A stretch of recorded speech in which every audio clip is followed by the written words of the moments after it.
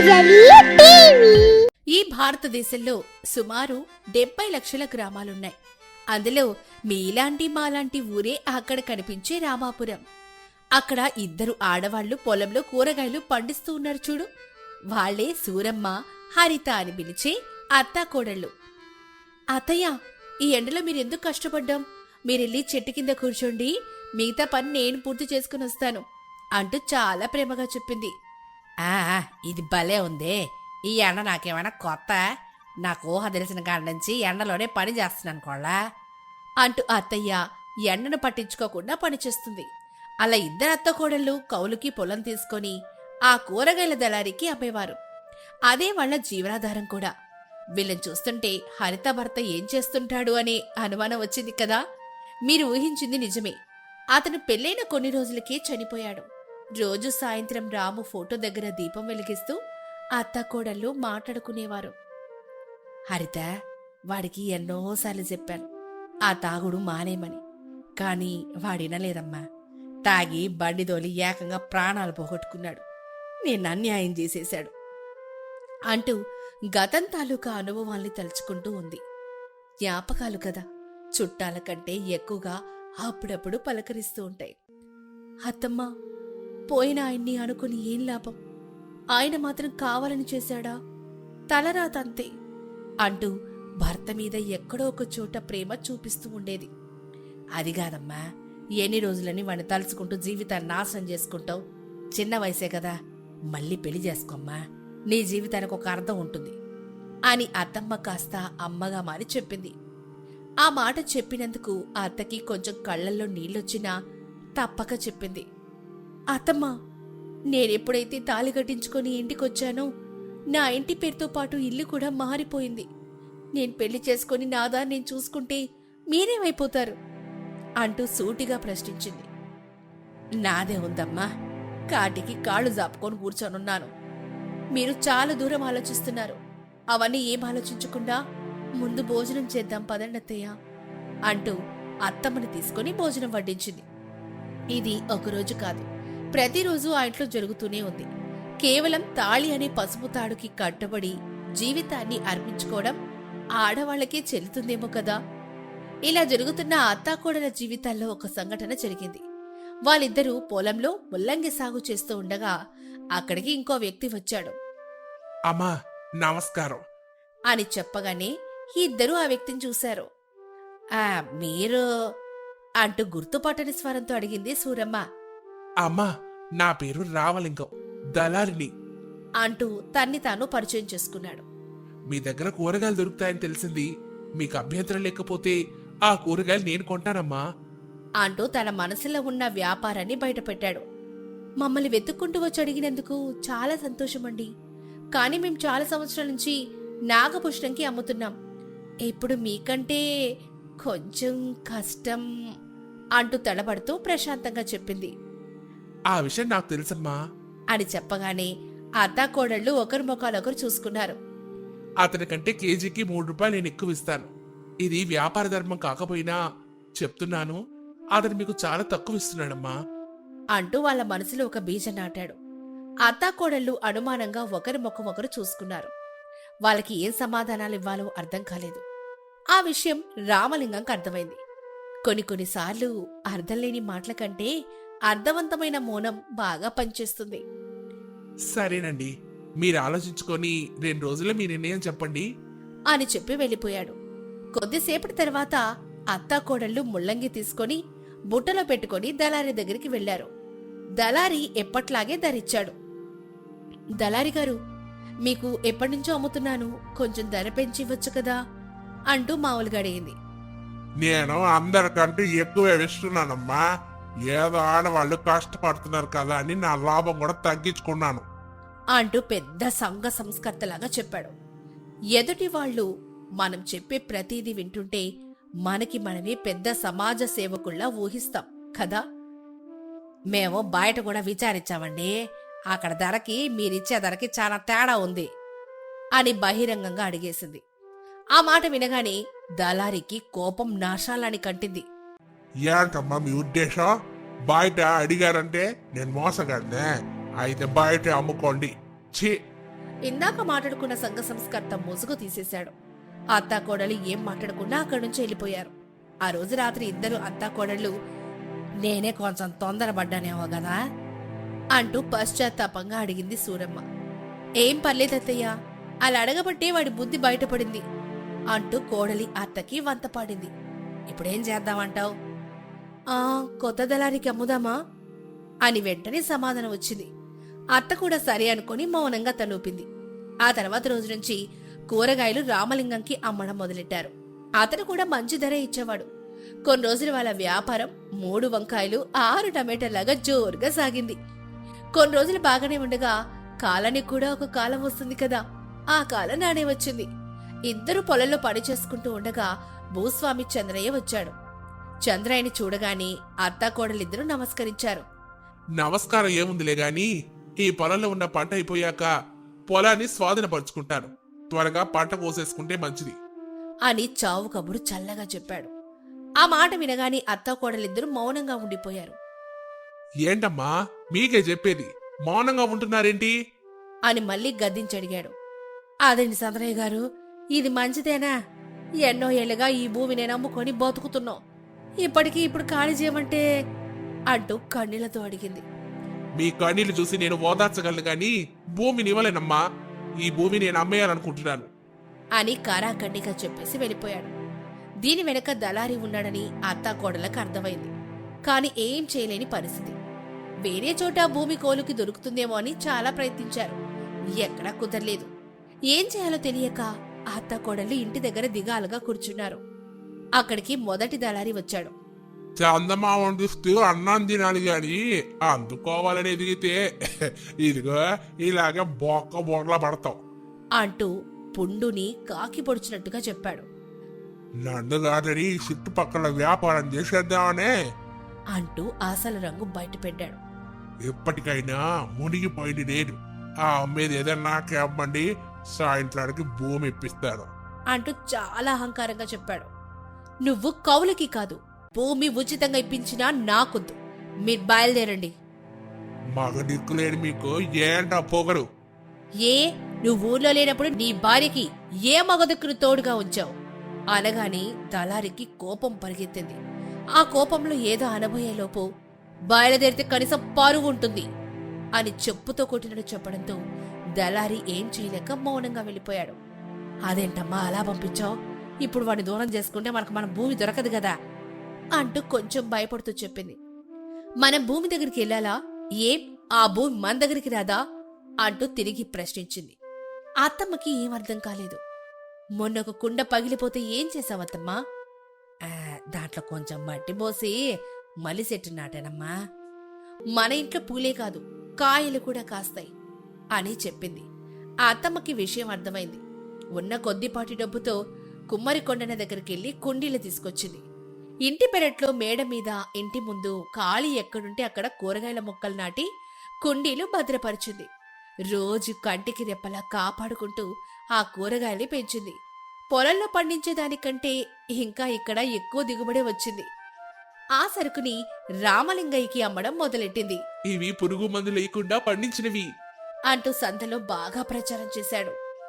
అత్తాకోడలు ఇంటి దగ్గరే ఉంటూ పట్టించుకోవడం, కబులు చెప్పుకుంటూ వ్యవసాయం చేయడం మొదలెట్టారు. వచ్చిన డబ్బుతో చుట్టుపక్కల భూమి కూడా కొనడం మొదలెట్టారు. ఆడవాళ్ళని చాలా తక్కువగా అంచనా విషయం సార్, వీళ్ళు తలుచుకుంటే ఏవైనా చేయగలరు అంటూ మనసులో అనుకున్నాడు. అత్తాకోడలు మాత్రం కుండీల్లో వ్యాపారం చేసి పంట పండిస్తూ సొంతంగా భూములు కొంటున్నారు. నేలని నమ్మారు కదా, అందుకే ఆ నేల వీళ్ళని వెతుక్కుంటూ వచ్చిందేమో. అందుకే అంటారు, భూమిని నమ్మినోడు ఎప్పుడూ నష్టపోడు. ఆ రాత్రి గొడవ తర్వాత అనురాధమ్మ ఇంట్లో ఏసీ లేదు సరే, కనీసం మనుషుల చప్పుడు కూడా లేదు. మరుసటి రోజు ఉదయం ఎండ దంచి కొడుతోంది. అనురాధమ్మ విసనకర్ర పట్టుకొని చెమటలు కక్కుతూ ఇంటి ముందు అరుగు మీద కుస్తీ పడుతోంది. సరిగ్గా అదే టైంకి అంజలి, రవలి పక్కా ప్లాన్తో మేకప్ వేసుకొని హుషారుగా అత్తగారి కళ్ల ముందే వాకింగ్ చేస్తూ వస్తారు.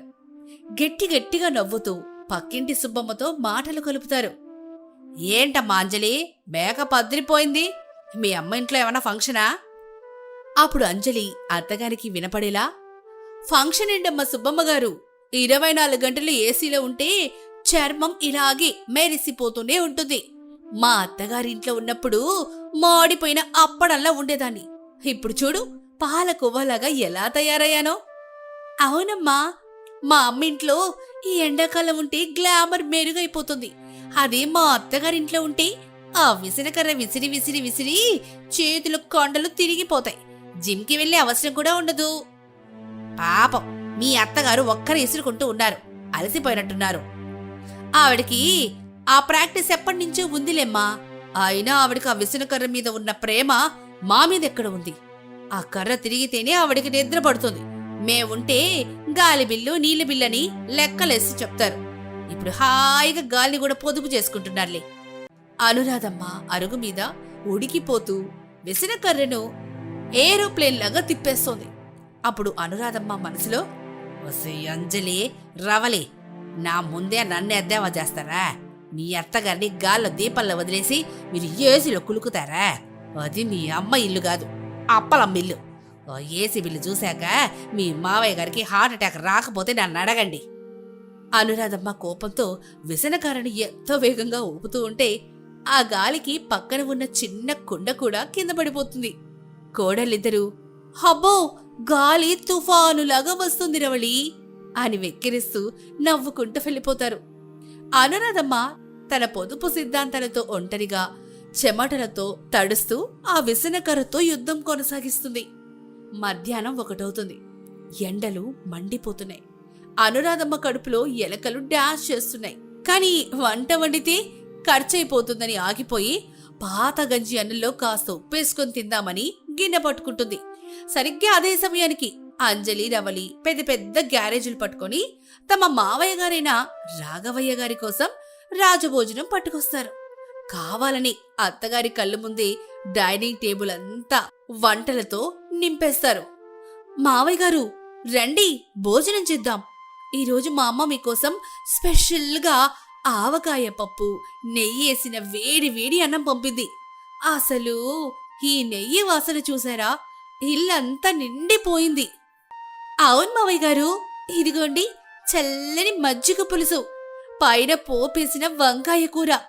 ఈ ఎండలో గనక ఇవి తింటే ప్రాణం లేచొస్తుంది కదా. అత్తయ్య గారు మీరు కూడా రండి, మా అమ్మ మీకు కూడా పంపింది.